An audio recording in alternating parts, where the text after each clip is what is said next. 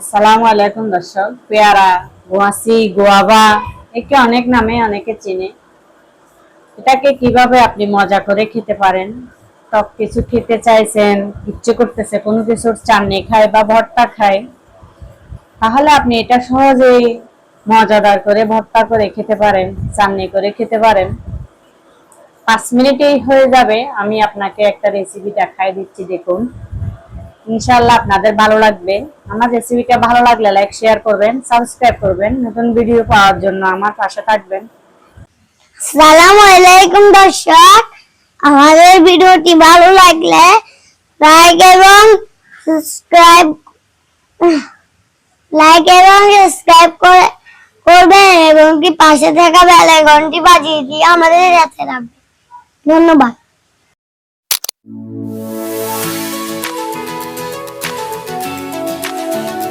দেখুন, ইনশাআল্লাহ ভালো লাগবে আপনাদের, খেতেও অনেক মজাদার হয়।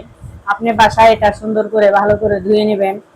তারপরে এটা ছুরি দিয়ে ছোট ছোট পিস করে টুকরো করে কেটে নেবেন। এটা কেটে নিয়ে তার মধ্যে আমি একটা লেবু, অর্ধেক পরিমাণ লেবুর রস দিব। লেবু কেটে নেবেন। স্বাদ মতো অল্প চিনি দিবেন।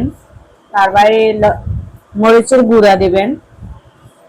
তার শুকনা মরিচ ভাজা টাজা এগুলো করতে ভালো লাগে না এবং কালারটা সুন্দর আসবে না, যেহেতু এটা সাদা দেখতে, তাহলে আপনি এখানে গুঁড়া মরিচ ব্যবহার করতে পারেন। 1 চামচ পরিমাণ গুঁড়া মরিচ দিবেন। ঝাল বেশি না খাইলে কম দিবেন। এতে পরিমাণ মতো লবণ দিয়ে মেখে নেবেন।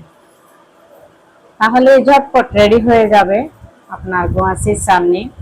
টক টক, মিষ্টি মিষ্টি, ঝাল ঝাল, খেতে অনেক মজাদার। একবার খেলে তা বারবার খেতে ইচ্ছে করে। আমার কথা বিশ্বাস হবে যদি আপনি নিজে বাসায় এটা তৈরি করে খেয়ে নেন। দেখবেন আপনার থেকে প্রতিদিন এটা খেতে ইচ্ছে করবে। যে আপনি টক কিছু খেতে চান, এটা অবশ্যই খেয়ে দেখবেন। এটা অনেক মজাদার, দোকানের মতো মজা হবে। ভ্যান গাড়িতে করে যারা বিক্রি করে, ওরা ওদের চাইতে বেশি মজা হবে আপনি যেহেতু টক দিবেন। ওরা তো টক দেয় না, ওরা তো মরিচ আর লবণ মেখে দিয়ে দেয়।